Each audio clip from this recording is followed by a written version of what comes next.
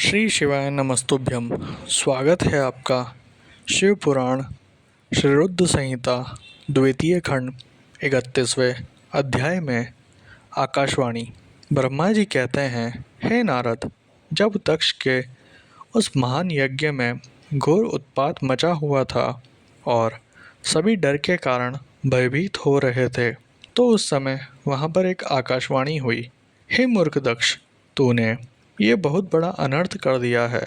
तूने शिव भक्त दधीचि के कथन को प्रामाणिक नहीं माना, जो तेरे लिए परम मंगलकारी और आनंददायक था।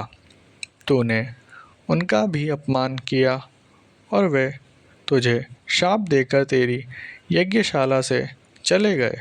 तब भी तू कुछ भी नहीं समझा। तूने अपने घर में स्वयं आई साक्षात मंगल स्वरूपा अपनी पुत्री सती का अपमान किया। तूने सती और शंकर का पूजन भी नहीं किया। अपने को ब्रह्मा जी का पुत्र समझकर तुझे बहुत घमंड हो गया था। तूने उस सती देवी का अपमान किया जो सत्पुरुषों की भी आराध्य है। वह समस्त पुण्यों का फल देती है।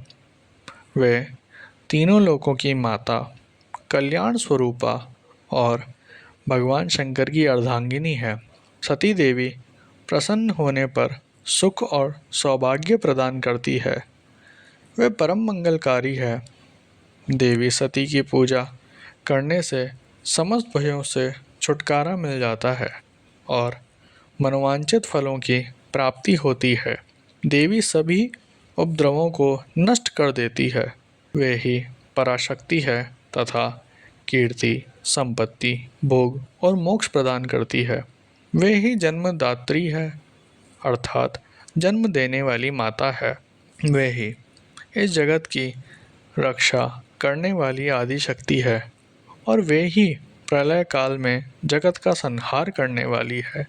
सती ही भगवान विष्णु सहित ब्रह्मा, इंद्र, चंद्र, अग्नि, सूर्यदेव आदि सभी देवताओं की जननी है।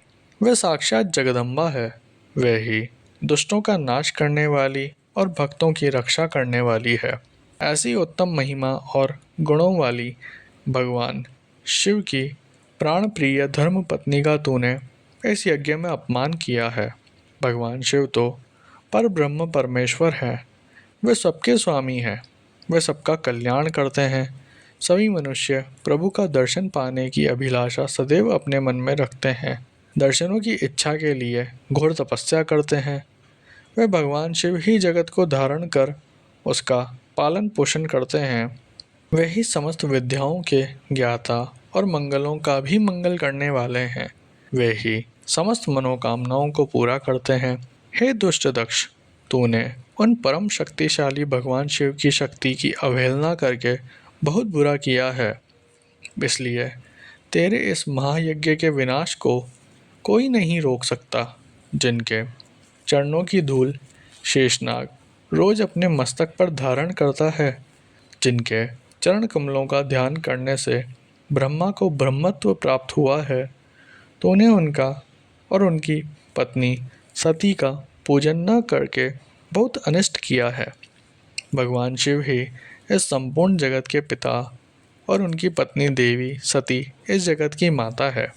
तूने उन माता पिता का सत्कार न कर उनका घोर अपमान किया है। अब तेरा कल्याण कैसे हो सकता है? तूने स्वयं दुर्भाग्य से अपना नाता जोड़ लिया है। तूने देवी सती और भगवान शिव की भक्ति भाव से आराधना नहीं की।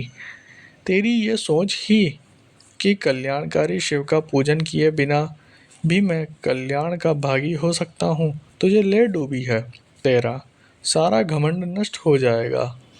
यहाँ बैठा कोई भी देवता शिवजी के विरुद्ध होकर तेरी सहायता नहीं कर पाएगा। यदि करना भी चाहेगा तो स्वयं भी नष्ट हो जाएगा। अब तेरा अमंगल निश्चित है।